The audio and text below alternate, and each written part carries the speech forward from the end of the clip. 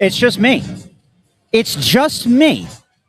Welcome in, everybody, on this fine Saturday afternoon. The city is Philadelphia. The Commonwealth is Pennsylvania. This is the Press Row Show, the #1 rated pregame, intermission, postgame show this side of the Mississippi, south of the circle, north of the equator, west of, and I'll just read every European and Asian country that there is, just to kill the time. Russ is not here. Oh, hi, Mom. How we doing? How we doing? Is everyone feeling okay? No, not me. Russ is home. The reason that on the record was because it's his son, I think, Arlo's birthday. So happy birthday to Arlo. Off the record, the Royal Rumble is today. Coincidence? I don't know. You tell me. And Ant is in traffic. Bundy was the only one who was here on time doing his job. He's doing pregame radio. Professional. The other two, not professional. I'm here. I have to get in the dunk tank tomorrow. And apparently I have to do this entire show by myself. Okay? So there's that. Ant, I don't know. Oh, by the way, Ant calls me and says, hey, I'm going to be late. Can you send me the link so I can join the StreamYard from the car? I said, sure. DM him the Twitter link. Does he answer? No. That's fine. Am I mad? Yes. Am I professional? Yes. Is it going to bother me? No. I'll get over it. I don't know, Ant. It's the 6th largest city in the country. There's traffic here sometimes, guy. But he texted me. He's in the parking lot. He should be up in just a second. I don't know. What do you guys want to talk about? We could talk about the Flyers and Kings. I believe Andre Kopitar is back in the lineup today for L.A. He had missed some time. He comes in today, by the way. Keep an eye on this. 1,299 career points for Kopitar, so 1 point away from him for 1,300. I don't want to talk about Penn State versus Michigan State yesterday. I don't want to talk about Porter Martone scoring a goal against Penn State. I don't want to talk about the fact that I wanted to go over to Press Row to find like Bill Meltzer or Jackie Spiegel, etc., and they weren't here because they're at the Penn State game. They're where I should be. I'm where they should be. They're where I should be. Does that make me mad? Yes. Hi, Andrew. Hold on. Hi, Andrew, and Penn State versus Michigan State at 1 p.m. I know. I have it on the iPad here, Joe. I have it on. They need to win. The women played outside yesterday. They won. They beat Robert Morris, at least. Andrew turning the rest of the bitterness is starting to come out. I'm trying to kill the time here, Fawcett. I'm trying to kill the time. Hey, do some trivia. Did you prepare that? I did, yeah. Who am I going to ask it to? I guess I'll have to ask it to you guys. No, I'm just trying to pass in time here. No. I tried. I loved Game of Thrones. I tried to watch The House of the Dragon. I just thought it stunk. So I don't really do any of the spinoffs anymore. But yeah.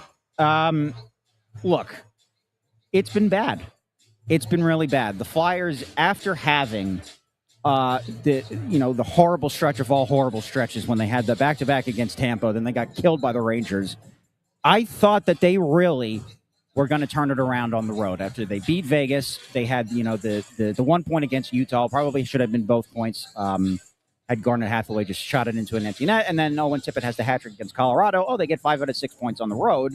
That's great. And then they come home and it's 1 step forward and 2 steps back with them. Vladar has not been good since coming back, not particularly at least. I meant to look up his numbers, but I forgot because I was shutting up the entire show by myself.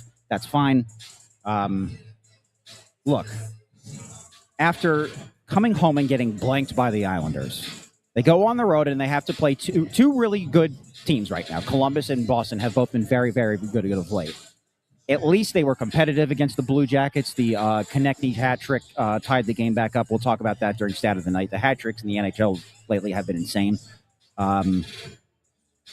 Boston, they weren't even competitive. And that's an issue.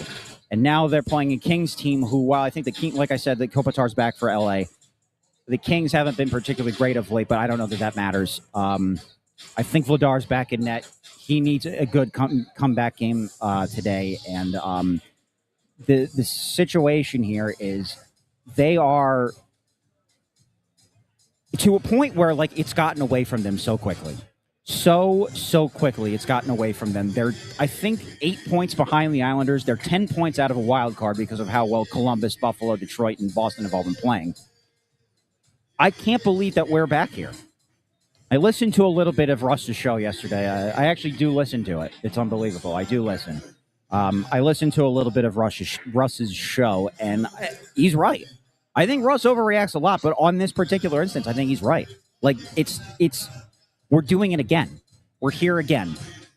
that they're just stuck right in the middle. And I don't want to have to, do this whole tankathon thing again, because I really thought that this was going to be the year that they finally get into the playoffs. And it's just been awful. Anyone that watched that Boston game I don't know how anyone still has any hope. I'm trying to stay rational about this. I'm trying to stay reasonable. They're really, really testing my patience, though. So we'll have to see how they do this with the Kings in town today. The only thing that would make me happy, ironically, is if they just go full tank and then end up with my guy, Gavin McKenna. I don't think that's going to happen. If Gavin McKenna, as cool as that would be, if Gavin McKenna was on the Flyers, that means something has gone horribly wrong this season. Horribly, horribly wrong. And I don't want that to happen. I really don't. Look, there's still time. Maybe the Olympic break, for whatever reason, is the break that they need, and they are able to turn this thing around. But it's not good. Let me go out to the comments here, because now I'm starting to run out of gas already. I do a lot better usually when there's someone to talk to, but as you can see.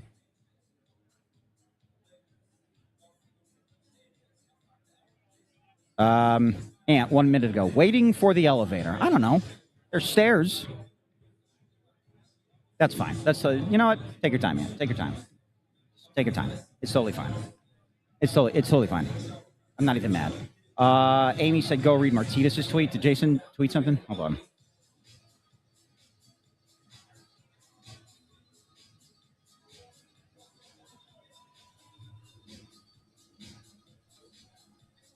Oh, that's a lot of words. I'm not reading that whole thing. Should I? All right, fine. You know what? I'll read Martinez's tweet. I have nothing else to do. There's nobody here. So Jason yesterday tweeted, "I have been hesitant to weigh in on this topic, but I do have some thoughts on the beef of Flyers Twitter versus Flyers reporters." By the way, check out Anthony's Twitter from yesterday. That guy Derek Dunn and he were having a battle. A battle, I say. That was one nut job arguing with another, but that's fine.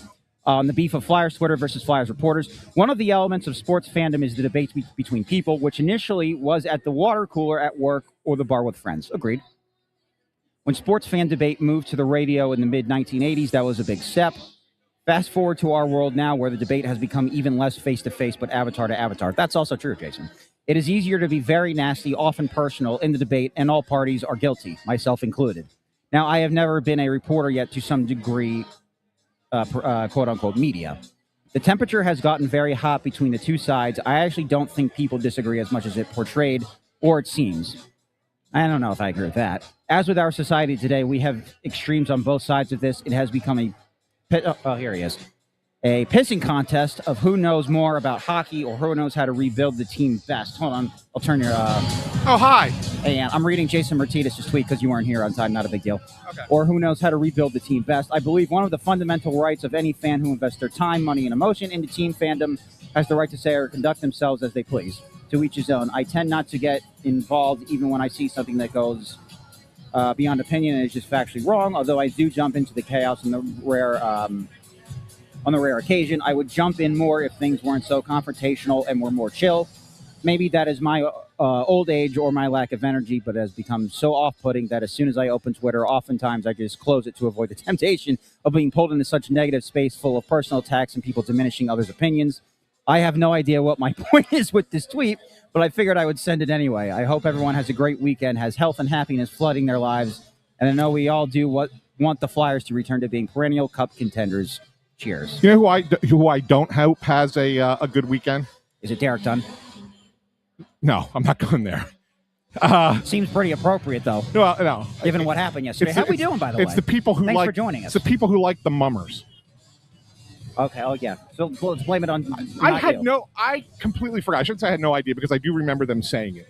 But I had no idea that traffic was going to be what it was coming down here today in this area. I was fine getting to South Philly, but in and around because of the Mummers string band, something happening at the link today. Holy smokes. Yeah, it's other people's fault, not yours. Never my fault. Come on now. You should know this by now, Andrew. No, definitely not. So I apologize for being 10 minutes late today. Did you not see the Twitter DM? The Twitter DM. I sent you the link to the StreamYard. No, I did not. Oh. I was running in from the parking lot. Oh, okay. So that's fine. Yeah. It's totally fine. Yeah. So I apologize to everyone for being late. I did 10 minutes by myself. I'm going to add that to my sizzle reel. Show that to Portnoy. There you go. Sizzle reel. What do we? So what do you have? So what on did the, you do? the What did you docket? do for 10 minutes?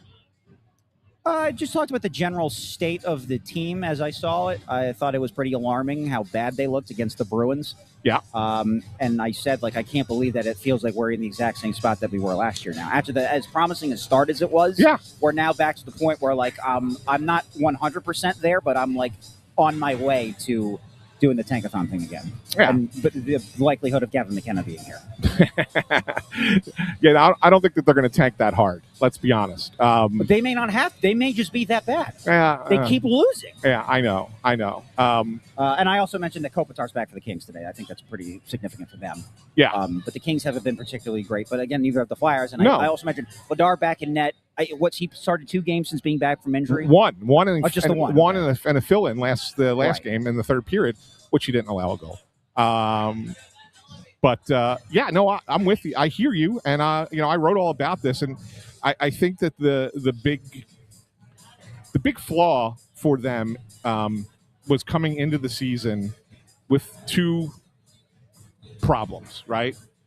And we all know, we can sit here and we can argue and debate, how are they going to get the number 1 C and number 1 D? That's not what this conversation's about. Because you can take steps forward and become a playoff team without those. Ultimately, you're going to need those to win a championship, but you can progress as a team without those. The 2 flaws that they had in this coming into this season, and I wrote about this at On Pattison, was they did not properly have depth in case of injuries, right? So the Tyson Forster injury ends up killing this team. Yes. When you look at their numbers pre-injury and post-injury, it's not just one guy. One guy doesn't make that much of a difference, but it affects the lineup, and you're putting guys in roles that they're just not accustomed to, and they're not. Frankly, they did not step up and perform in, and so that becomes an issue with the players that you have. So that's number 1.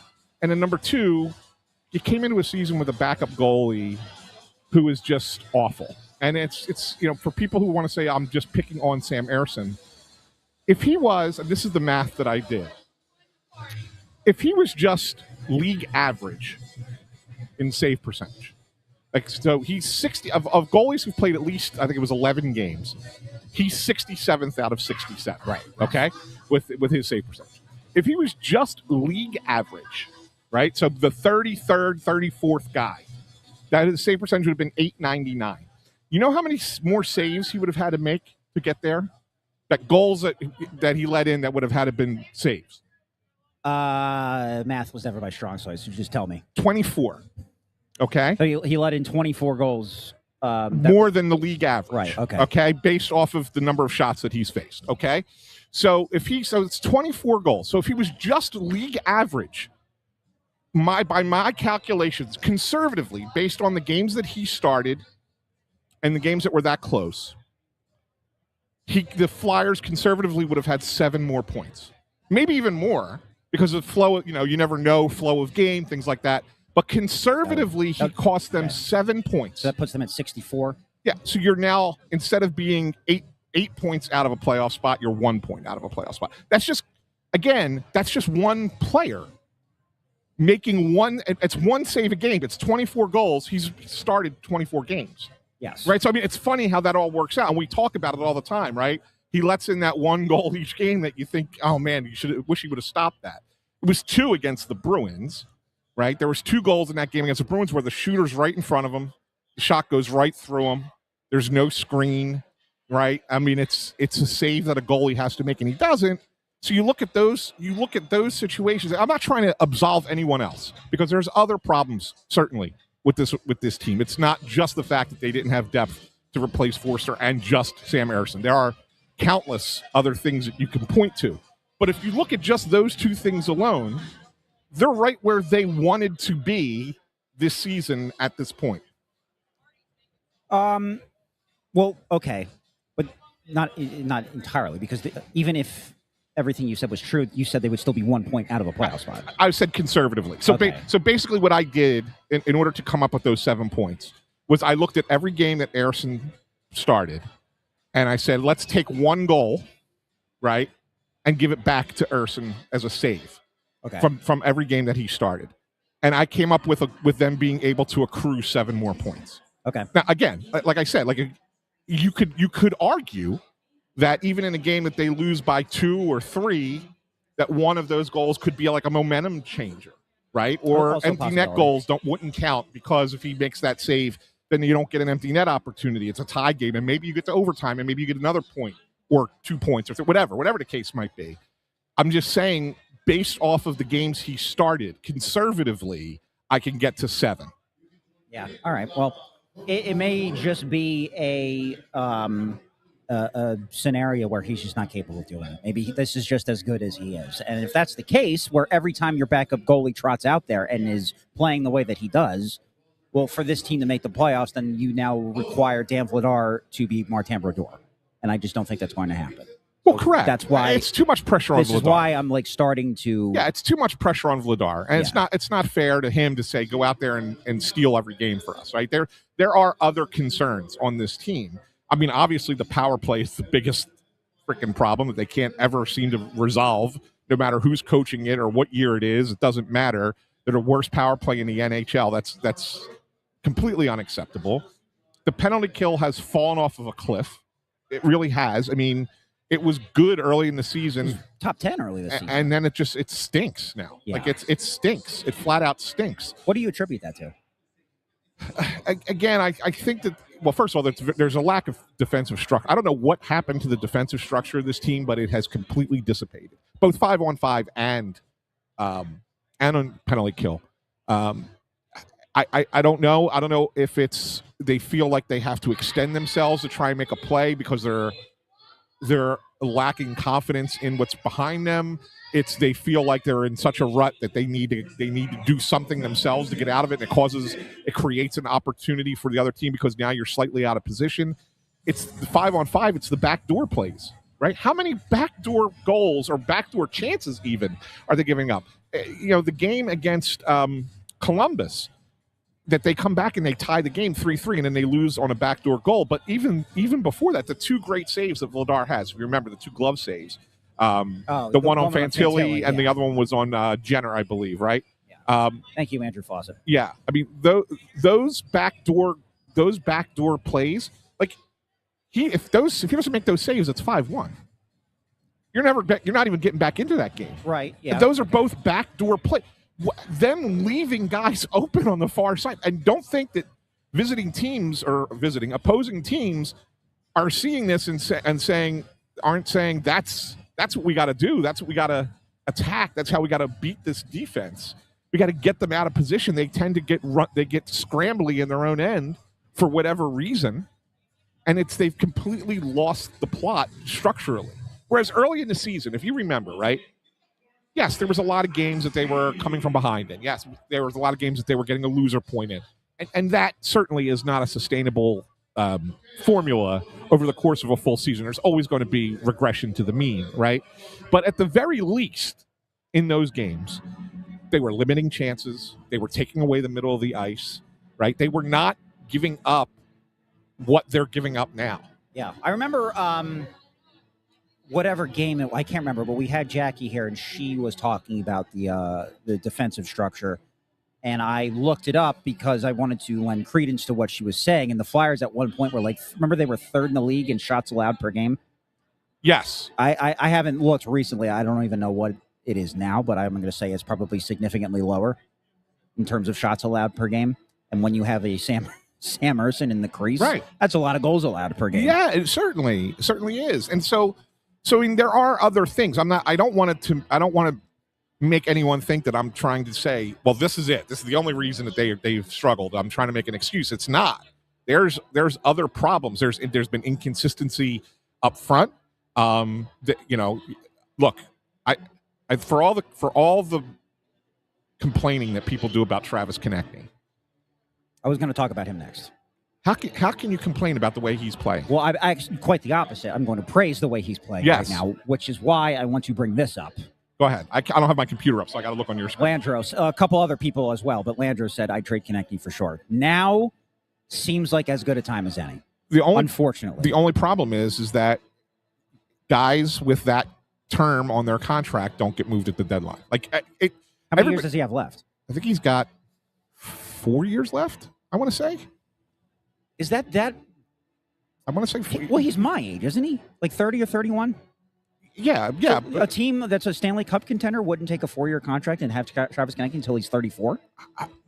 It just doesn't. I think he's making $875, right? It just doesn't happen. It's harder to trade salary in season because you got to make it work cap wise right away, right? So and then you got to think, how is that going to fit into our cap going forward with the players that we have on our roster? Okay. Right. So it's easier to do it in the offseason when you have some more flexibility to move people around. You're allowed to exceed the cap by a certain percentage, but all those things you have time to make the changes on the fly in season. It's really, really hard to do. And that's why it doesn't usually happen that a guy with a lot of term gets moved at the deadline. I'm not saying it's impossible. I'm just saying that it's unlikely. Okay. Yeah. No, if you ask me who the most likely players to move, and I'm not even thinking that I think it's going to be a pretty quiet deadline. I will be a little bit surprised if it isn't. But I'd say the most likely players to move at the deadline could be like a Risto. He's been on the block like since I started this. For years. Yeah, no, I mean, but even that, and I don't even, when I say it's most likely, I'm not even saying that's like a 80% chance. Like I think it's probably still less than 50-50 in all honesty, and it's mostly because he can't stay healthy. The other guy that came to mind right away was Tippett. Again, contract is the thing. Oh, that's right. All right. So do I think that they would listen to a Tippett? I do, but I don't know how that plays. I just don't know how. His 8-year extension was 2 years ago, right? Yes. Okay. Yes. So I mean that's the thing, and you got to be careful with moving Tippett. He might not be a great fit here, but he has something that you don't have on this team, and that's a combination of size and speed. I mean, you don't can be a sniper, right? You don't have that. No assist though, right? You don't have that guy, and he's frustrating, and I get it, but you got to be very careful removing that from your team and saying, okay, now how do we replace that?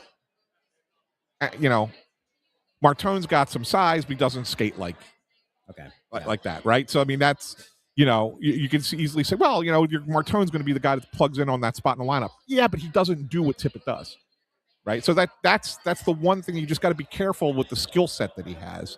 I'm not saying that they wouldn't trade him. I just think that it has to be the right move, and again, I think it's one that's more of an off-season kind of thing than now. When Russ had me and Amadeo on his show back in October, I think it was right before the season started, and Russ brought the idea of trading Tippett up to both of us, and I was hesitant because I was worried that they were pulling the plug on him a little bit too early, and I said that he was a guy, even though he hasn't done it yet in his career, that can score 30 or maybe 35 goals in a year. So my worst fear is, thinking, oh, it's over, they need to start over again, and then trading away somebody who ends up blossoming into a legit superstar that you had here and you let him go. Now I'm kind of running out of patience with him though a little bit, in that he's just too streaky for me, and I don't know. Same with Konechny, where it's at a point now where I'm worried that they're going to be hanging on to these guys for too long, and then we're just going to do this cycle over and over and over and over again, when they could have just kick-started this full-on rebuild sooner, which I think is what Russ wanted to do. I think he wanted Konechny gone 2 years ago. Yeah, Russ wants to trade everybody all the time. Russ wants to be perpetually bad. But he might be right. No, I disagree. I disagree. Because there is a time to trade, but Russ wanted to trade Scott Lawton 4 seasons in a row, and then they traded him, and they got a lot for him. Right, so it's not like they did not get the value for Scott Lawton. They got the value for Scott Lawton, right? So this is my point. Like, there is a time when you sit there and go, okay, yeah, you can move on from that guy. That guy's not going to be part of what we're doing. But until you get to that point, you don't just abandon it. You don't just sit there and go, yeah, get rid of that guy. We got to go backwards. Because if you trade Travis Konechny, you're going backwards again. You're not going forward. You're going backwards. Right, but the thing is, if they don't improve this, then they're not going backwards, but they're just walking on a treadmill. Not necessarily. They're not going anywhere. Not necessarily. But they, not necessarily. See, this is where you had me at the beginning of the season, but as the time progresses here, I'm leaning more and more towards the dark side. And by the dark side, I mean with Russ. Like, I just think they're cooked. I hope I'm wrong. I really do. I want to believe that they will come out of the Olympic break red hot, balls to the wall, and they'll make a playoff run. But here's the other thing that we haven't mentioned yet. We talked about early in the season that the Flyers need to take advantage of all of these home games that they have, because the second half of the season, they're going to be on the road a lot. Yeah. And the Flyers, for the most part, played pretty well the first half of the season. But coming out of the Olympic break, they're going to be on the road a lot. And it's hard to win at all in this league, but winning on the road is even harder. That's where I think they're in trouble. Here's what I'll say to you. I'm not trying to sit here and justify keeping this together because I think that they're going to recover and make the playoffs. It's not what I'm saying at all. It's not. Like, I think it's going to be really hard for them to come back and make the playoffs at this point. Like, that's my point. Like, very, very hard to come back and make the playoffs. Yeah. And so you finish where you finish. But my point is you can't go backwards going forward. You know what I'm saying? Like, all right, you look at that, say, we made some mistakes. This did not go as we wanted this season. But you can't just sit there and go, because we had a hiccup in the process that we're trying to follow here, we blow it up again and start over again just because you had that one season that did not go your way. But it hasn't been one season that didn't go our way. I know it has. It's been 15, okay? But for this group, keep in mind, and this is where, and I say this for any sport and literally any manager, any general manager, any president of whatever, you have to think of each one as a reset. You can't sit there and say, well, the organization has sucked for so long, they need to fix it post haste. Okay, you have to acknowledge that they inherited a mess, right? They really, really inherited a mess. Fair enough. Okay, so you have to give them enough of a runway to clear that mess and figure it out and fix it. Okay. Yes. Now, I would say that we are at the end of that runway. Okay. I think going forward, and I wrote this going forward, like the pressure is now on. You cannot come back another year next year and have next year be like this year and be like last year. You cannot. Okay. The hope was you took a small step forward this year. They weren't trying to be a Stanley Cup contender this year. They just wanted to get into the postseason, right? Okay. That was what they wanted to do, and they're going to probably miss that goal. Okay, now. That's right. Okay, but that's just because you miss one goal in your third year of cleaning up a mess does not mean that you then blow it all back up again and start over. You become the Buffalo Sabres if you do that. Because that's what they do every time that they screw up. Fair enough. Right? I'm trying my best here because I'm not fully you, but I'm also not fully Russ. I'm trying to be like in the middle. I'm being pragmatic. All I'm saying is I understand just from a fan perspective why you can't just say, well, it was a hiccup. Because they've been dealing with hiccups for 50 years. Yes. But you're 100%. At one point, we start saying, like, hey, this isn't working anymore? I don't begrudge fans for being upset. I really don't. The only people I fight with are the agitators who are intentionally doing it, right? They intentionally agitate. That's why I would say to you, stop engaging. No. They're trying to get it out of you. No. Because what happens is that they will, and this is why I fight back with the Derek Dunns of the world. Okay? Because what they do is they try to belittle the work that people like me do and people like the writers who are with this team every day and travel with them all across the country, right, and are covering the team. They try to belittle the work. They make pretend that we don't ask the right questions, that we don't, hold them accountable when we do.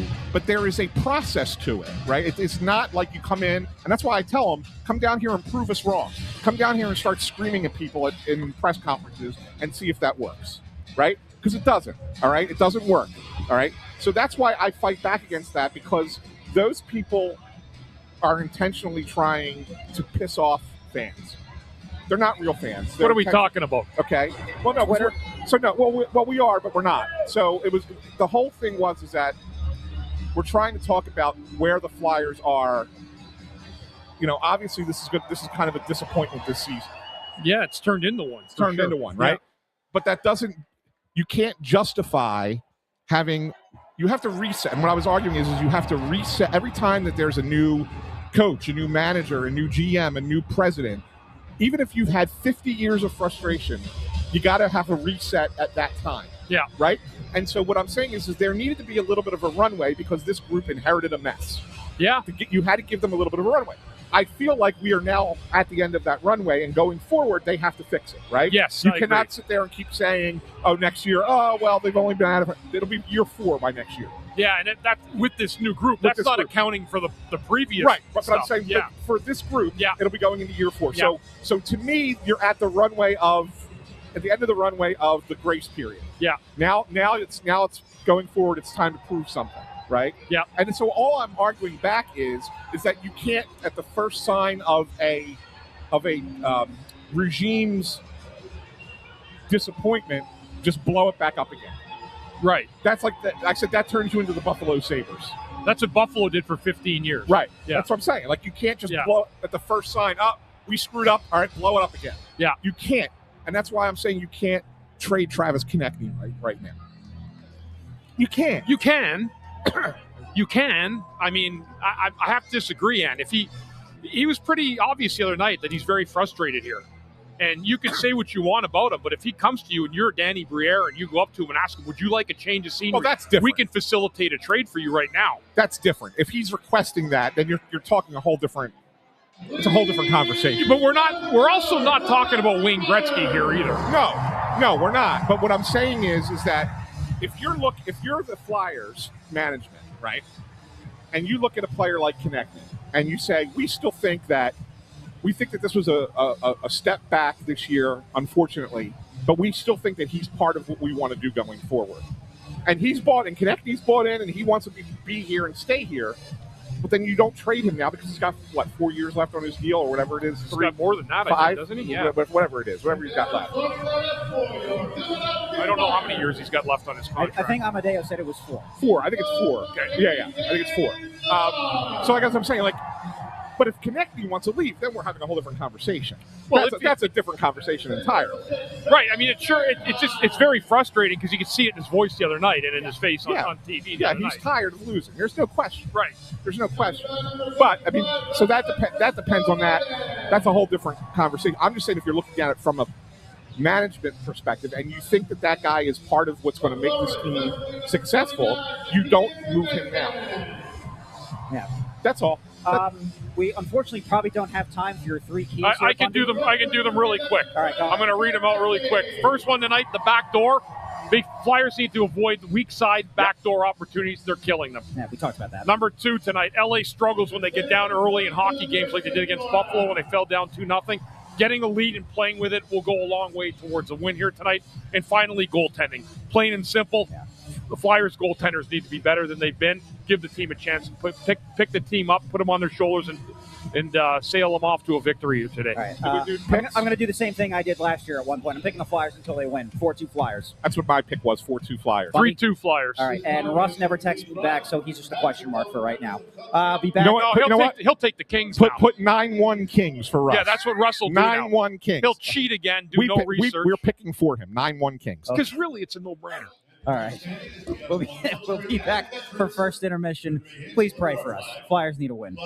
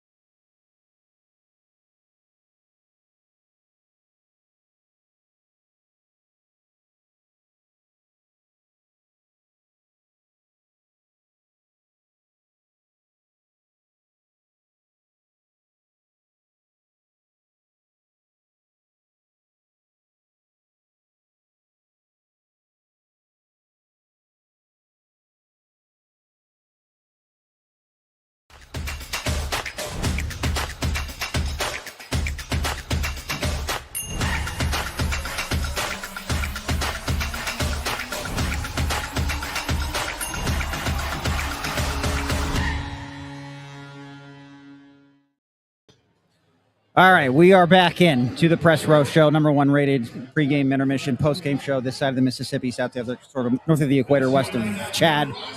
Showing up late, leaving early. The Anthony SanFilippo story.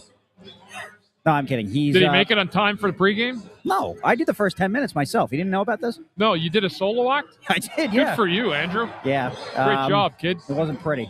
Anthony's fishing for some information, so hopefully he has something new to report when he comes back. Who knows? I prayed for a good start. Prayers weren't answered. Kings 2-0 lead very, very early into this game. Actually, was 3 briefly. Flyers fortunately caught Kings offside, so that at least stopped the bleeding. But right now, it doesn't look like it's gotten much better. 2-0 Kings going into the second period.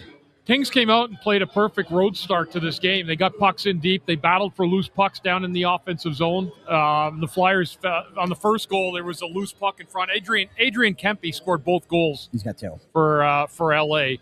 First one was a scramble in front. Nobody could find the puck until Kempe finally found it and went short side on Vladar. And then the second one, Corey Perry went in, did a stop and back, and found another the loose change again to Adrian Kempe, who was streaking into the zone late. He buried a one-timer past Vladar. And then on that goal that got disallowed, that was another play. It ended up as a big 2-on-1. It was offside at the blue line, but that was Kuzmenko that made it 3-0. Unfortunately for the Flyers, as you said, that goal didn't count, disallowed for offside. And so here we are in another game the Flyers have to chase and try to come back in. So Vladar, to his credit, ended up, I thought, settling in. He finished that first period, I think, 8 for 10, right?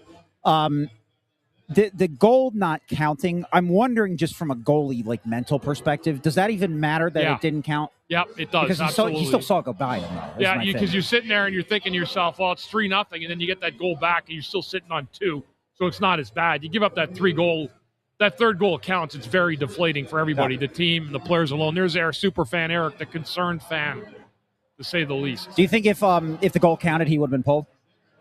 I don't know. I would have certainly thought about it. I was looking at Kolosov the whole time. Yeah, I was too, to see if they gave him the goal. We weren't even 10 minutes into the period, were we? I don't think it was even half over. I don't think so. No. Yeah, but credit to the Flyers for catching it at least. So it stays 2-0.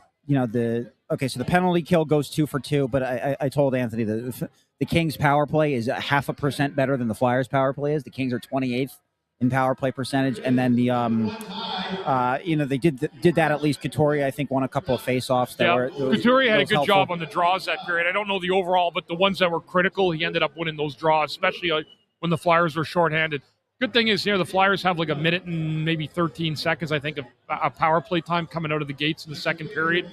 So we'll see if they can do anything to get back in the game. It's only 2-0. 3-0 would have been devastating, I find. Yeah. So starting the period, though, it's never really, statistically, it's never really a good thing when your power play is split in half by an intermission.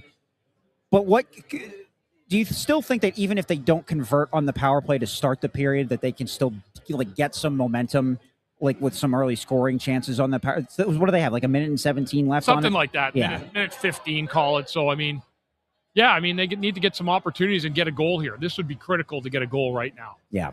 And they're going to have to. They're going to have to find a way. I wanted them to play with the lead tonight because LA does not do well when they give up the first goal. And that's out the window. That's out the window now. So, they have a lead after one period. So I'm sure their numbers are good for that. Yeah, I'll have to look and find it. The other thing, maybe this was more of a pregame conversation, but I'll mention it now. We talked about how good Konechny's been of late, and the thing with generally in sports is you need your best players to be your best players, especially when you're struggling. This is the last day of January. This has by far been Trevor Zegras' quietest month. No Only doubt. 4 goals and 3 assists the entire month of January. Yeah. He doesn't have a goal in the last 5 games, I think, for the Flyers. Doesn't even have a point in the last 4 games. It's a situation now where it feels like it'd be nice if he and Konechny got going at the same time. Hasn't really happened yet as much this season, and he's been really, really surprisingly quiet, I thought. Who's surprising? Zegras? Zegras, yeah. Yeah, it's tough to see a dip, and when the Flyers kind of went south, he went south too, and that's really what kind of, I think, a little bit came with the goaltending discombobulated the lineup, and that's where they fell into this 2-8-2 swing that they're in right now. Yeah, where they're in, they've fallen in on real hard times. So it's going to be important that they figure something out here quick because they're running out of runway to gather points and try to stay in this fight, and it may already be too late. That's what I was. So the thing that I said to Anthony pregame before you got here was how we harped on the fact. Remember how busy we were the first half of the season because the Flyers had so many home games here, and now coming out of the Olympic break, once they do, it's going to be a lot of road games, which I think makes it all of the harder on them. I would have to imagine playing on the road must be so much harder than playing at home when you're traveling. It's difficult because the other team gets the last change, so you're always getting the good matchup that they want on home ice that you're not getting that you have in your own home ice. So, I mean, that makes it very, very difficult. But I think the Flyers need to focus on one game at a time. They have 3 in a row at home here coming up. They play Washington on Tuesday, Ottawa, right? Thursday against Ottawa. Yeah. But they realistically probably need 5 out of the 6 points available to them in this set. Yeah, I guess. But we'll see. There's still 40 minutes left in this game. I don't know. Did anyone else stand? Is there anyone else that you wanted to talk about in that period? I thought the Mishkov, Brink, and Zegras line had some opportunities out there. Some good plays out in front early in the game. They almost had converted with Mishkov in front of the net. But nothing really. Nothing else sticks out at me tonight. The Flyers' penalty kill's been pretty good so far. They've done a good job getting that killed because, the LA had 2 power plays until the Flyers finally got their last one inside the last minute. So something to build on for the second period, but the Flyers need to find a way to get back in this game quick. One of your keys, I remember, was the Flyers defensively had been giving up a lot of backdoor opportunities. Yes. Do you think they did at least better with that in the period? A little bit, yeah. I mean, they still got to account for Kempe coming out for that one-timer on the second goal. But in terms of those backdoor plays where the weak side guy is standing there wide open, sitting on a one-timer or an open shot, those chances did not happen that period for LA. So the Flyers cleaned that area up a little bit.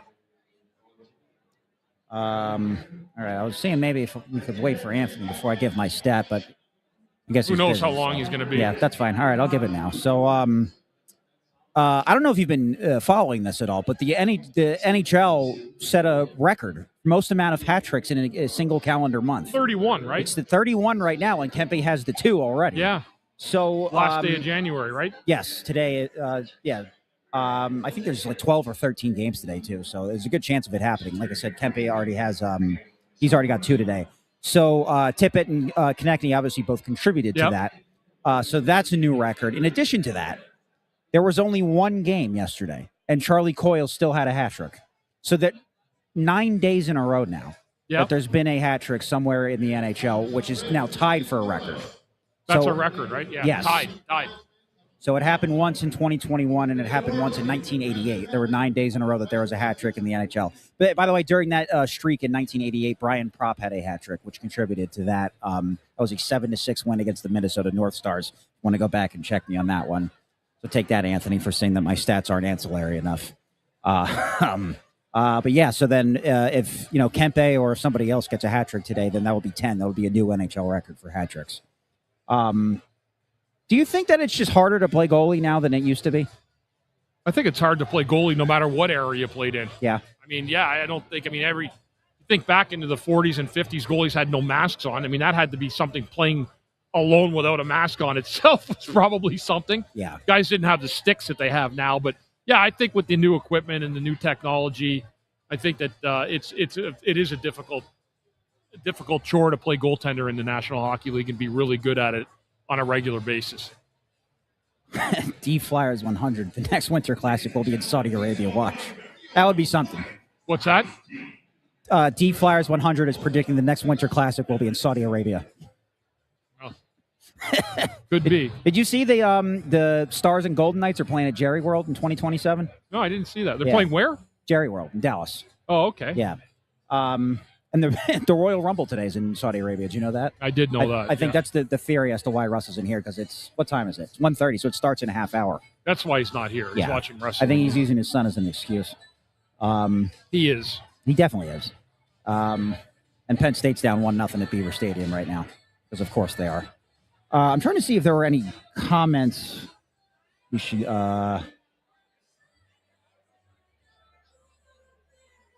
No, you want to give us your stat of the night? Because I don't know if Anthony's going to make it back in time. I just did.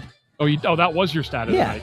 you want another? You have another one? I mentioned to Anthony, because Anthony's writing for the AP today, that Andrei Kopitar's at 1,299 career points coming into tonight. Is that right? Today. Yeah, so he'll be at 1,300. He's also getting very, very close to breaking Marcel Dion's Kings franchise record as well. I think he's only like 8 points behind him. 8 points. So in all likelihood, if he stays healthy, he'll probably end up breaking that. Well, all right. I was going to save this for second intermission, but I guess I might as well do it because you're leaving early, right? I am. So I want to make sure I have you here for this. Yeah. So not Flyers related, but very, very huge news in hockey, I would say. Yep. Is Patrick Kane breaking Mike Modano's record. Yep. So I know, just blindly reading the stats doesn't necessarily just tell you the entire story. So I wanted to ask you in your hockey opinion, because you played against Modano, I'm sure, a bunch of times. And then he was played with him, too. He was your captain. Yep. Is Patrick Kane legitimately the greatest American hockey player of all time now? Well, his points would say so. That's what I'm saying. Is he the best? I mean, he's got 3 Stanley Cups.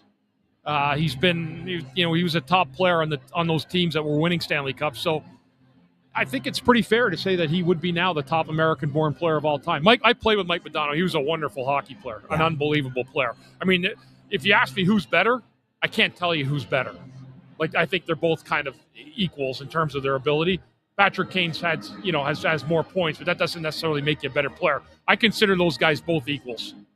And phenomenal players, both of them. Do you think that Kane probably, and maybe this isn't really a fair debate, or not a fair debate, but a fair criticism, but do you think Kane had a better supporting cast with him in Chicago than Modano did in Dallas? Because I really don't know much about those Stars teams for the 90s. Yeah, I mean, Chicago was loaded, right? They won 3 cups in, 5 years? Something like that? Was it 4 years? 5 years? 6 years?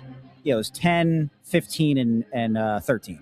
So, right. Yeah. 5 years. So, that they had a lot of equipment there, a lot of really good pieces on that team that got them over the hump. Dallas had a loaded team too. They just weren't able to string together the amount of cups that Chicago was able to do. So you've got to tip your hat to Chicago again in terms of being a better, the winninger franchise. Yeah, I mean during both their peaks. Definitely, yeah. But those Chicago teams were loaded with Taves, Sharp. I'm saying outside Duncan of Kane, Keith, Taves, Seabrook. I think Hjalmarsson was really good. Yeah. Another guy that I think actually doesn't really get talked about as nearly as much as he should is Pavelski. Yeah, he just retired a couple years ago. He has the most playoff goals of any American player. He's not in those guys' conversation, though. He's not with Modano and Kane. No, but he's not. Like 5th or 6th. Yeah, but there's a big drop off from those guys. So Chelios is up there. Chelios is right there for sure. JR. Yeah, JR, great player. So Pavelski 6th then, do you think? Maybe you have Pat LaFontaine too. That was back in the 80s. He was a hell of a player. Put up a ton of points. Yeah, I mean, there's I call Pavelski a star, not a superstar. Okay. Modano and Kane are superstars. So I think there's a difference between the two of them in that aura. I think those two guys just separate themselves from the rest of the American-born players. Do you think there's any chance that Patrick Kane plays the last year of his career with the Sabres, going back to Buffalo? Yeah, you never know. Yeah. Hometown, right? I mean, they're getting better, so it would make sense if he wanted to do a year there. This will be the first time in 20 years that they're actually going to buy at the deadline, I think. Yeah. I mean, I saw Panarin's name linked to the Sabres. I think they may try to make a run at him. That'll be interesting. It would be interesting to see a Red Wings Sabres first round playoff. Yeah, that would be a great That would series. be interesting. Yeah. Both teams, they may have the 2 longest playoff droughts in the league. The Sabres definitely do. The Red Wings, I think, is 9 or 10 years now. Is it really? Yeah. Wow, I didn't Something realize like that. Yeah, because remember, for a long time, they went 25 years without ever missing, and now they haven't made it in 9. Anthony's back. We'll see if he's any good scoops, Ant? Yeah, no, nothing great. Nothing great? No, okay. Nothing great. Maybe something to talk about during second intermission, but nothing. Okay. It's not anything that I'm not teasing anything exciting. Right. When was the last time the Red Wings made the playoffs? It's been a bit. It's not the longest drought, right? I think Buffalo's the longest drought. Yeah. But it's been a bit. Yeah. Were they in during the bubble? I don't know that they were.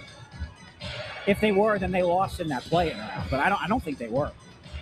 I was talking because Bundy and I were talking how Kane broke Modano's record. So I was bringing up the idea of him maybe playing one season in Buffalo because that's where he's from. And then I also said there's a possibility that the Sabres and Red Wings actually play each other in the first round this year. I was saying I think those 2 teams have the longest droughts in the entire league. I think they would, right? Yes. Buffalo is definitely the longest. Yes. In all of sports, actually. Yeah, Detroit might be the second longest. I think it is. In the NHL. Yeah. So, anyway, what'd you guys talk about? What did I miss? Anything Our fun? feelings. Talking about the game, the period, some of the things that went right, some of the things that went wrong. We're talking about the best born American-born players. And I said that Kane and Madonna are on a different level than a lot of the rest of them. Yeah. He suggested Pavelski's there. I said, Pavelski's a star. Those other two guys are superstars. Yes. I mean, and look, you got to remember the guys who paved the way for them too. Right. Like, I mean, your Ronix and your Leclercs and LaFontaine and I said Chelios as well. Does Brett Hull count? Yeah. I mean, Hull. Yeah. Right. Like, I mean, those guys all paved the way. Keith Kachuk. Yeah. Keith Kachuk in a different way, but yes. But his offspring's doing really well. Yes, they are. So, that's they are on another level, and it was nice to see Kane pass Madonna. That was a nice moment for him in Detroit. Yeah, because he's kind of had a bounce back there, right? Like he was kind of playing out the string for a little bit. And I think he's had a nice little bounce back this year. But he had an okay postseason with the Rangers that one year. Yeah. He had a good series. I think they lost in the first round in New Jersey. Yeah, that's right. Yeah. But I think he played okay there. Yeah. But yeah, I think he's turned back the clocks at least a couple of years in Detroit. Yeah. For sure. Well, Bundy, since you're leaving early, how important are the first 5 minutes of the second period? Really big because they have that power play time we're talking about. So if they can connect on here, they're right back in the hockey game again. So I think getting an early power play goal in the second period should be the standard for this team. Really come out and execute. All right. Well, we'll be back for the second intermission. I have trivia prepared. The Flyers have got to show us signs of life in some capacity. They need it. They need it big time. But thank you, everybody, for watching. The Players. Hey, Bundy, have a safe trip. Thanks, guys. Yes. Yeah. Who are they playing today, by the way? Playing 4 o'clock today. Yeah. No, who are they playing? I said Navy. No, Navy. okay. Loyola against Navy. Or versus Navy. Yeah, have a safe trip, and we'll see you tomorrow at the carnival. Yeah. Yeah. Thanks, That'll be guys. fun. Good stuff. I'll be the guy soaking wet. All right. We'll see you guys in a little bit.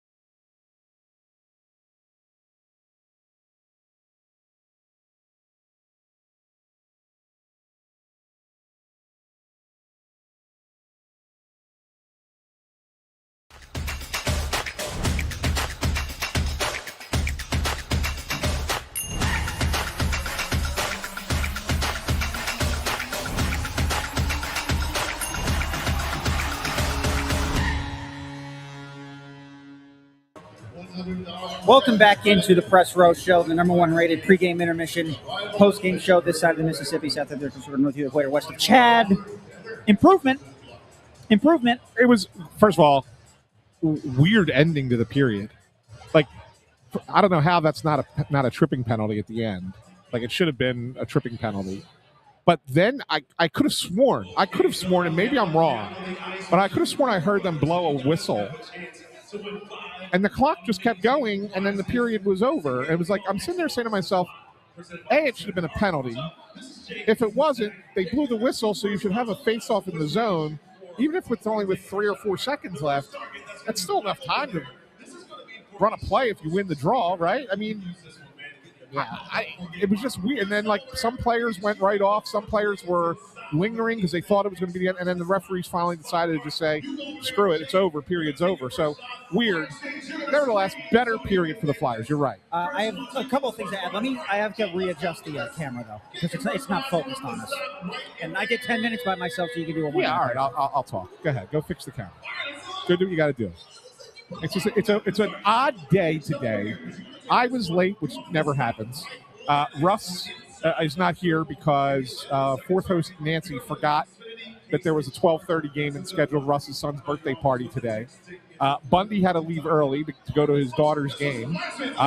So Andrew has been doing yeoman's work and basically doing his job plus our job. I was off doing having a conversation during the first intermission, so like it was just been kind of crazy all day today. So it's a little bit of running around, but we're doing our best, making do. Better period though, Andrew. Obviously, they get the power play goal. It was a nice play to set up Zegras. Brink with a nice pass to Zegras to get the goal, his 20th of the season. And they did seem to have a little more pep in their step, a little bit more pressure. They did a nice job. What I thought the most impressive thing in the period was really limiting LA chances. I know there was that one shot that they had. Vildar had to come up with the breakaway save, and then there was the one that. So it was right after the Kings killed the penalty. Yes, and Ceci came out of the box on the breakaway, and then it was Hellenius that was in front on the doorstep all by himself. Right, that one. But other than those were the only two, and Vildar was equal to the task, which was great. But then, I mean, they did a nice job. Other than that, like defensively, 5-on-5, I thought that they did a nice. They were more in control that period, and that's a small positive. You're still down 2-1, but you look at that, you have to find the small positives, right, when you're trying to get out of it. Penalty kill 2 for 2. Needed it. Penalty kill's been good. Actually, it's 3 for 3, isn't it? Is it 3 for 3 now? I think it's 3. Okay. I think they've killed 3. And then the funny thing is, while you were absent for the first intermission, I said to Bundy, I didn't say his worst month. I said his quietest month because I thought worst made it sound a little bit too harsh given how good he's been in total this year. But I said Zegras, January has been his quietest month. Yes. 39 seconds into the period, he gets a goal. It's his first goal in over a week. He needed it because he's a guy that I think is one. When you look at this team and you look at what's been going on in the last 12 games where things have really, the wheels have come off a bit. How you respond to adversity is more important than anything else. And, you learn more from adversity than you do from how you play when you're winning and how you respond to it. And Trevor Zegras was not responding well to adversity for a bit. I felt that there were a couple of games in there where he was noticeably turning the puck over more, trying to do things that he never should try to do, make passes he shouldn't try to make. And to me, I think that that's something that where you feel the pressure and you're trying to respond to it and not doing the right thing. So it was good for him to get a goal like that because maybe that kind of like he could breathe now. Like, all right, I got the goal. It was a power play goal too, which all right, that's the power play needs it, right? That's true too. I didn't think of that. More like the whole group needs that. And maybe now he can get back to playing the way he needs to play. So I agree. It was a big goal for him. The other thing I did mention to Bundy was the Flyers catching that third Kings goal. Yeah. Noticing that it was offside, I think drastically changed the momentum in this game. Because Vildar has been fantastic since then. Yes. I think the Flyers just as a whole, it feels like most of the momentum has been all Flyers since then. I think they've actually been playing them for the last probably 28 minutes. Yeah, no, you're right. You're right about that. They certainly have been. There still needs to be more, right? I mean, yeah, they got 10 shots that period. That's great, and that's 16 to 14 now. Yeah, and that's what you kind of want. But they still need to finish, right? So getting the shots are good. There was even a play on the fourth line. I pointed it out to you, like there was a tip drill there with Garnet Hathaway. Yes. It didn't count as a shot because his deflection went over the net. It was a good chance, though. But it was a good. He was in the right spot. He was doing the right thing. Like you got to look for those little things, right? Because you got to build off of those. Without that, you're going to be lost forever, right? So you gotta go in there in between periods and say, hey, we could take some stuff out of that period. That was good. Now if we just find one more level in the final 20 minutes, we can pull out a victory here. Yeah, and the other thing that we saw was it looked like Barkey blocked a shot with his knee. He looked a little bit gimpy, went over to the bench, but I think he's okay. He stayed on the bench. He did. Right. He actually came out and took a shift after that too. He did have one shift afterwards. It looked painful at first, but as Bundy always talks about, like you get hit with a puck on a shot, you feel it for like 4 or 5 minutes, and it's debilitating. But that once you sit there, and you go out and skate the next shift, and it clears up. And it looked like that was one of those. So it looks like he's going to be okay. Go ahead. No, go ahead. I was going to change the subject, but go ahead. One thing on the box score that has stuck out to me, though, because like I said, it feels like the Flyers do have momentum. They are outplaying the Kings. Yeah. The Kings have 2 takeaways in this game. The Flyers have 12 giveaways. That, to me, screams that it's not the Kings that are beating you. It's you're beating you. And that's you're not wrong with that. That is a huge discrepancy. You're not wrong with that. I mean, sometimes, look, some of those giveaways, takeaways are subjective. I mean, it's each arena's stat crew, which is a local stat crew, right? I mean, they are NHL stats people, but they are from here, and it's their perspective on it. Like, they look at the play and go, oh, that was a giveaway. Oh, that was a takeaway. That's not a pro Flyer stat. No. But I'm saying, like, you still have to think of it from the perspective of it's just a guy who's watching the game like you and I are, and his sole responsibility is to determine whether that was a giveaway or a takeaway. And some of them are hard to identify. But you're not wrong, because part of the problem has been with this team is that they are turning the puck over too many times with unforced mistakes. It's one thing if you're being pressured into making a mistake, but I think that there are way too many unforced mistakes by the Flyers. And tonight you've had a bunch of those. And so I would sit there and say, it's 12-2, even if it's not, even if it's 9-4 or whatever. Let's just say it's still too many. You can't have that many giveaways in a game. Right. Yeah, and I think that that's a good note by you, because that's something that they definitely need to clean up. One of the things I think that they've done a better job cleaning up in this game is protecting the weak side of the goal. Now, Bundy said that first intermission. Yeah, having a guy like Vladar makes it a little bit easier. Yes. Bigger body, he gets over to the post to post a little faster. But there have been plays that the Kings have tried to make across east-west across the ice, and the Flyers have broken them up. So they've had more sticks in lanes. They've been more cognizant of the back door. So it was noticeable a little bit in the first period. I noticed it even more in the second. So really, you could tell that they've addressed that, and they're trying to rectify that. So that's a positive as well. The thing I wanted to do to change the subject is I was just wondering, how are things going in Hockey Valley? 2-1 Michigan State right now. Oh. Martone's got 2 apples. 2 assists for Martone. And so last night Martone had 2 goals and an assist, right? Yeah, something like that. Yeah, so it was 6-3. Michigan State had 2 empty netters. Yeah. So they walloped your boys yesterday, and now they're outdoors at the Beef. At the Beef. And it's 2-1 Michigan State. So Penn State, coming into this weekend, was on a 7-game winning streak. It's just Michigan State that has their number this year. It really is. They swept Wisconsin on the road. Michigan's pretty good too, huh? Michigan's really. They played one series. I think they split with Michigan at home. They got to go to Yost at some point later this season. But they swept Wisconsin at Kohl Center. They swept Minnesota and they swept Notre Dame, but neither of those 2 teams are really good. But Michigan State's just been killing them this year. Penn State's got to turn it around for sure. Yeah, yeah. I can promise you, they will never say this out loud, but I can promise you the Flyers, the brass, is privately rooting against Michigan State once the tournament starts. I think they want to get. I think they want to get Martone here ASAP. I would agree with that. So I would agree with that. Whoever Michigan State ends up drawing in the first round of the tournament, I can guarantee you the Flyers are the biggest fans of whatever that school is. Hey, Michigan State choked in the first round last year. Yeah, Blew that game against Cornell. yeah.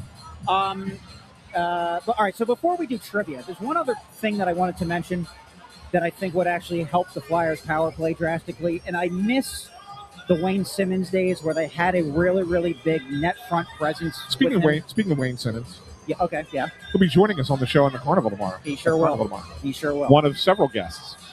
But go ahead. Net front presence that's hard to push out of the way, screening the goalie. Remember, that's what they tried to get with Nolan Patrick. It wasn't really quite the same. Just from reading his stature, meaning his height and weight, and I thought he impressed a lot of people at juniors. We haven't talked about him a bunch, and he's only 19 years old. I kind of think Jack Berglund might be a guy. He's 51st overall, so he's not the first-round talent, so he doesn't get the buzz that, like, the Martone or the Luchenko get. Is he – like, he's probably still a few years away, if at all, but, like, is there, like, optimism from within the Flyers that he could be that kind of person for this power play? Yeah, well, there's optimism that he's going to be a legit NHL player.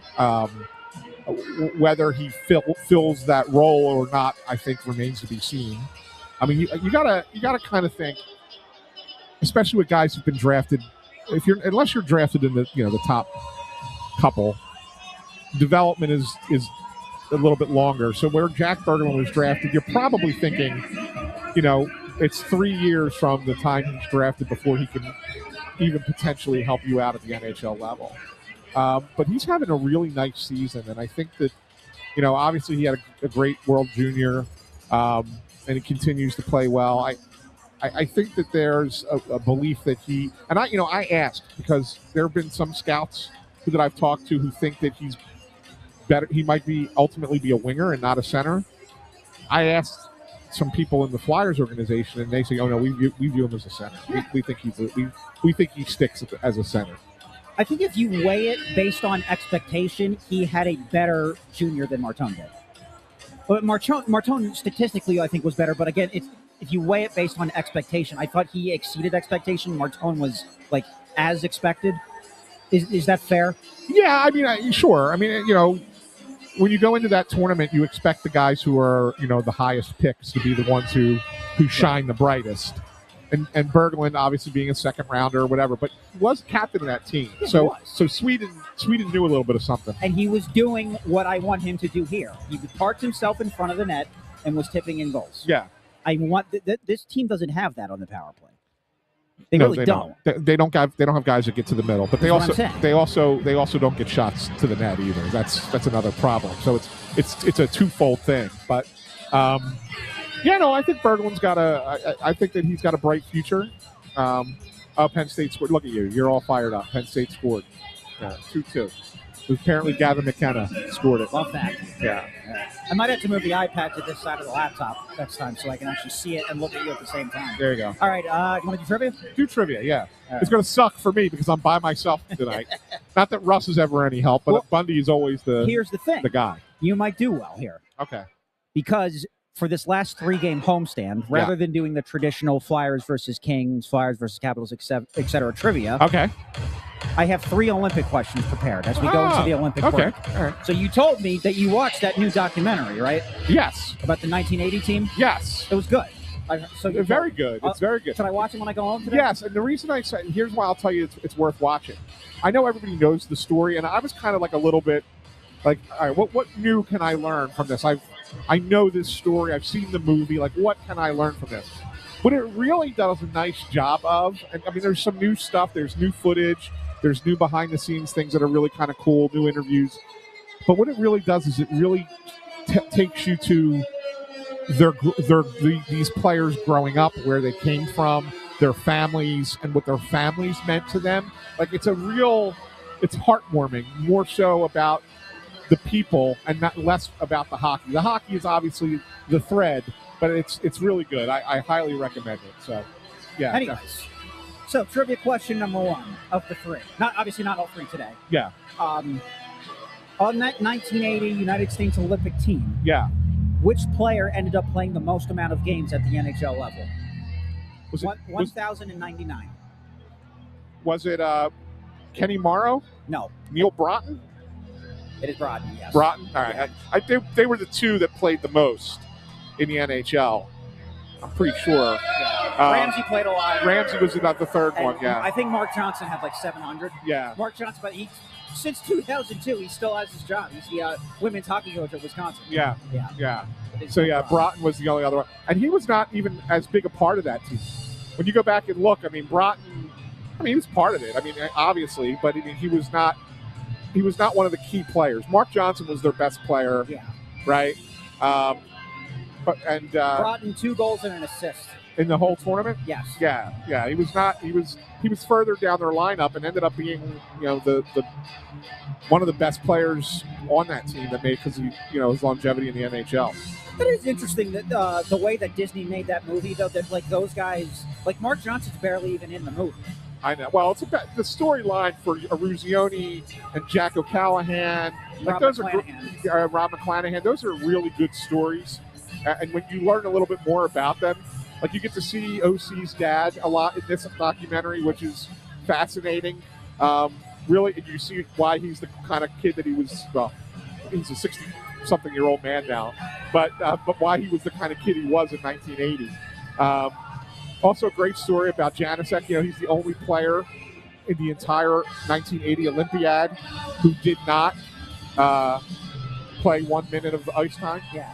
And there was a great story about. He played for Herb Brooks in college, right? Yes. His goal. He was his two-time national championship goalie, and he talks about that too. It was really kind of fun. So that's a good one. And he met his wife at the Olympics, which is a fascinating story. All right, I will. I'll watch it when I get home. Yeah. Really all right, good. 20 minutes to go. Flyers. They got to do it. It's now or never because the season is on life support right now. We'll be back for a quick post-game and put a bow on this. We'll talk to you then.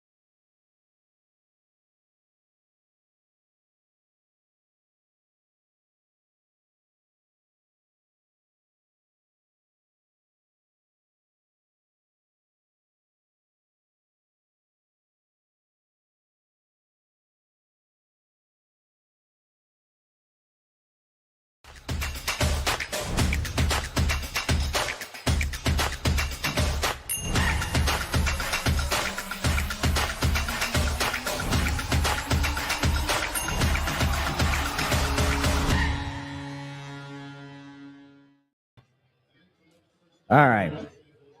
We are back into the Press Row Show, the number 1 rated pregame intermission. What, something funny over there? The way you came in. All right. Well, I'm trying to match the energy of the people here. So this is a 4-game losing streak now? Yeah. Yeah. So they have that great road trip out west, great game against the Avalanche, and they promptly lose 4 games in a row after that. Yeah. At least they got a point this time, I guess. The only thing is, I would say, encouraging in that it actually looked like they had life, and I don't want to say that they deserve to win this game, but they kind of deserve to win it. And they did. I mean, they deserved a better fate in this game. They were the better team, but that's not, that's not a good enough thing. Like you still have to go out and get the job done. Look, I mean, you're this close, right? I mean, Konechny hits the crossbar on a breakaway in overtime. Well, it fooled the goal horn guy. Yeah, well, a lot of people thought it was in. I'd be curious if the people at home, if they heard that on the broadcast. They actually, for a very, very brief second, sounded the goal horn, thinking the Flyers won. He actually just rang it off the pipe. As it turns out, that was the only time the Flyers possessed the puck in the entire overtime. It was, and that's what it. I mean, look, it's all about possession, right? Like 3-on-3, it's all about possession, and they could not get the puck away from the Kings. No, they just played keep away. Kings played keep away. And look, I'm not a fan of that, right? I'm not a fan of that in the sport, but it's a legitimate strategy, and the Kings are really good at it. Just hold on to the puck and wait for an opportunity. And it's not like Byfield had like a wide open shot or the Flyers made a defensive mistake. He picked the top corner. It was a hell of a shot, right? I mean, that's the game. The game is all about possession in 3-on-3, and the Flyers never had it other than the Konechny breakaway. It's the thing. I don't really know what the Flyers are supposed to do about that. Because, they're playing keep away, and they not just keep away, they're taking it out of their own zone and just circling back to center ice and then just doing it over and over and over again. Yeah. So I wanted to look this up, and I didn't have time before we went back on. I'm curious for people watching at home, if they said this on the broadcast, what the Kings' record, 3-on-3 record is this season. I'm curious what it is, because if they do that every time, it's probably I would assume most of their games just go to shootouts then, if that's all they do.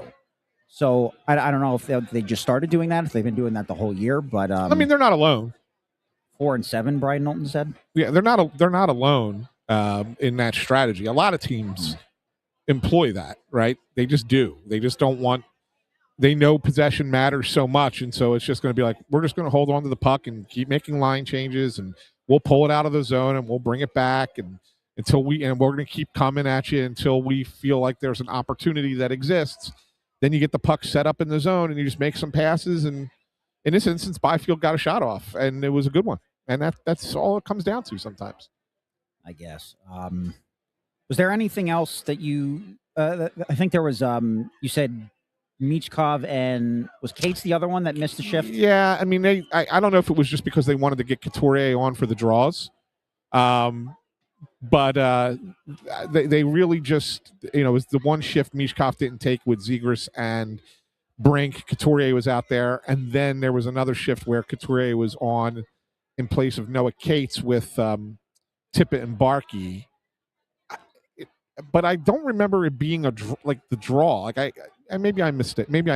Maybe there was a draw and that was the only reason. But Michkov came back out after that and had another shift. I think he might actually have 2 other shifts after that. Whereas I don't think that Noah Cates got back onto the ice. And he's a guy that, if you want to talk about a guy that has struggled for a bit now, Noah Cates is one of those guys. Do you think it's all stemmed from the Forster injury? Well, I think that's a big part of it, right? I mean, that line was so good in the first part of the year, and Brink's been inconsistent. He's not been as bad. I mean, obviously he missed time with the concussion, but I think he had an assist today, right? Brink. Yeah, nice assist on the Zegras goal. Yeah. He's been a little bit inconsistent, but not as much as Noah Cates. I think Noah Cates has been fighting it for a long time now, and I don't know if they're just trying to. I mean, he still plays well defensively, I guess, and that's why he's still getting the regular shifts he is in the lineup. But he's not. He's really looked lost in the offensive end. Where do we even go from here? The Carnival tomorrow. No, not literally. I just mean figuratively. Just the team. The team. It is what it is, right? You got your 28 games left, and you're with each loss, you get that much further and further out of it, and that's what it is. And I don't look at this and say, well, now they're stuck in the middle. I don't think that at all, because if this keeps happening, they're going to fall. They're going to fall in the standings. I mean, well, the Rangers are the only team in the East that has less points. There's a few teams that they're tied with. There's a bunch of teams out west though who are behind them. I just meant at the East. Though. Yeah, it's just the Rangers. Yeah, for sure. Yeah, so like I don't know how much this postgame would even be different than what we did for a half hour in pregame, just because. Correct, and I will say, you're all excited. Penn State just scored a goal. By the way, those jerseys that look like football jerseys are hysterical. By the way, well, they're in a football stadium. I think that's why they did it. I get it. I'm sure that's why they did it, but I don't think the conversation is going to be any different, at least until the Flyers win a game. Because what else do we even say now? That's why I say, where do we go from here? What do we say that's different than what we said in pregame? They keep losing. Yeah, and it's like I made the analogy earlier. It feels like that they're just walking on a treadmill right now, and they're not going anywhere. Yeah, I mean they're certainly struggling mightily. This was of the 4 losses, this was their best game. Yeah, they got a point to show for it. For what it's worth, I thought deserved. They didn't necessarily deserve to win the Blue Jackets game. They should have gotten a point out of that one too. That was a backbreaking goal they gave up at the very end. Yeah, yes, it was after the Konechny hat trick. Yeah. By the way, Konechny was great again today. He was really good. Maybe he listens to the Russ Joy show, because Russ ripped him the other day. I think it just goes to show you how much Russ pays attention, right? No, but I don't. At the time, you sit here and you sit here and you watch Russ. No, I know, but he's sitting here doing his work for his day job. No, instead of watching the game. Russ is watching the Royal Rumble right now. Russ, to his credit, I think at the time was right. But that's why I say I think Travis listens to his show, because he's kicked it into a new gear since then. It's been a lot longer than people realize. Do you know he hasn't gone back-to-back games without a point since November? Really? November 29th, I think, was the last, or 20, something like that. It's right around Thanksgiving. He was the last time he went back-to-back games without a point. That's a good stat. Yeah, I'm just saying. It's worth pointing out. How's your story? Oh, well, I gotta finish it. That's why I'm trying to wrap post game pretty quick here today. Yeah.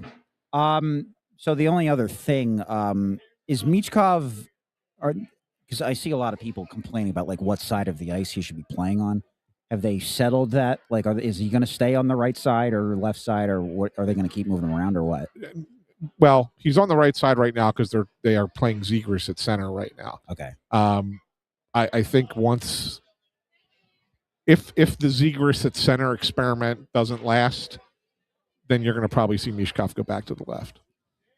But look, I mean, watch their line. I mean, you're not seeing a lot of. I mean, it's only 2 games, right? But are you seeing anything that's exciting you with that combination? I think Michkov made one nice play in the first period today, but I don't think it had anything to do with the fact of where he was. He was actually on the left side of the ice, to be honest, when it happened. Okay. Where he had that nice backhand, no-look backhand pass to Brink in the slot, and Brink shot it into the goalie. It was a really nice play by Michkov. But it had nothing to do with the fact that he was playing right wing. He was on the left side of the ice. So, I think people make a little bit too much of that, in all honesty. They make a lot of it. Yeah, it's to make too much of it. It makes too much of it. I see it a lot on Twitter. Yeah, so you got to remember, it's F1, F2, F3. That's kind of how it works in hockey, right? You could say left, right, center. That's just where you start. It's just where you start. F1, F2, F3 is what the forecheck is. And yeah, once you're set up in the zone, you might set up more on the right side or more on the left side, whatever. What if that's really the case? Why do we make such a big deal about getting a 1C then? Well, you want a player that can play top line minutes, and your F1 should be your center. Your center should be your F1 all the time. Okay. That's the guy who's end to end. You go down, you're the first guy in on the forecheck. You're the third man high getting back. There's a lot of more responsibility for that role. The wingers don't have as much responsibility at F2 and F3. Yeah. Okay. But I mean, like I said, it's something that we make too much of. guys prefer certain sides, for shoot and things like that. That's fine. But it's, in the flow of a game, nobody's sitting there going, oh, I'm on the wrong side of the ice. I got to get on the. No, if that's where the play is, that's where the play is. Okay. I mean, I don't really have anything left on this game. There's plenty more to talk. We have 2 more home games, and we still have a Chickies and Pete's. So there'll be plenty more to talk about in the future. Yeah. So tomorrow, just so you know, tomorrow we'll be on from the carnival. We'll be broadcasting the carnival. I know it's not on television, so the only place to really watch it is here on Snow the Goalie. Yeah. Good lineup too. Really good lineup. We will have a ton of guests. Dan Hilferty, Keith Jones, of course, from the executive side. Wayne Simmons, Rick Tockett, the coach of the team, will be joining us. And then we'll also have some of the broadcasters. JJ and Boosh are going to join us. Who am I missing? Am I missing somebody? I forget. But anyway, we have Reardon. Todd Reardon, assistant coach Todd Reardon is joining us as well. So we have a really good group of people. You're going to be in the dunk tank. I think I'm in the dunk tank at 12:15 until they tell me I'm allowed to leave. I can't wait for that. I can't wait for that. And Russ is going to be walking around, so he'll be doing. Yeah. So I didn't know this until you told me earlier. What's he doing? He planned this. Like, he went out and got himself a lav mic, a lavalier. Going to carry it around or pin it on or whatever he's going to do. And he's going to go around from like different stations and kind of get some video of some players, maybe grab a quick quote or two. I'm going to just kind of just chime in when we don't have a guest. So basically, Russ isn't working tomorrow. He's just walking around. Leave it to me and Bundy to do all the work. You to be in the dunk tank. And then where's Chickies in Wednesday? Wednesday, we're in Marlton. Chickies, the first time there. Chickies and Pete's. Marlton. Oh, that's right. So Bundy's just going to take his motor scooter there. Yeah, he can take a motor scooter there.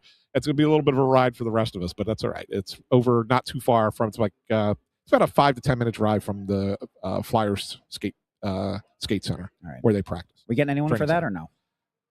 I'm working on it. Yeah, you need some help, team. Need some help. I keep reminding the people who are responsible for this. But Michigan State just tied it, so we should wrap this up. Yeah, 4-4. I got to watch the end of this game. All right, you do that. So thank you everybody for watching. Unfortunately, it didn't really go our way today, but there's always Tuesday. We're again against the Capitals. Allison's asking tomorrow. We start at 11 a.m. So we're on from 11 till about 1:45ish. Our last interview is at 1:30. So tomorrow. So whenever that last interview is over, we're wrapping. But same place you always find us on the YouTube. Yep. So we'll be live for that. Thank you everybody for watching. Rate, review, subscribe. Good luck to Russ in the Royal Rumble. Good luck to Bundy's daughter Loyola playing today at Navy. And we'll be back Tuesday against my arch nemesis, the Washington Capitals. Till then. Yeah. This has been the Press Row Show.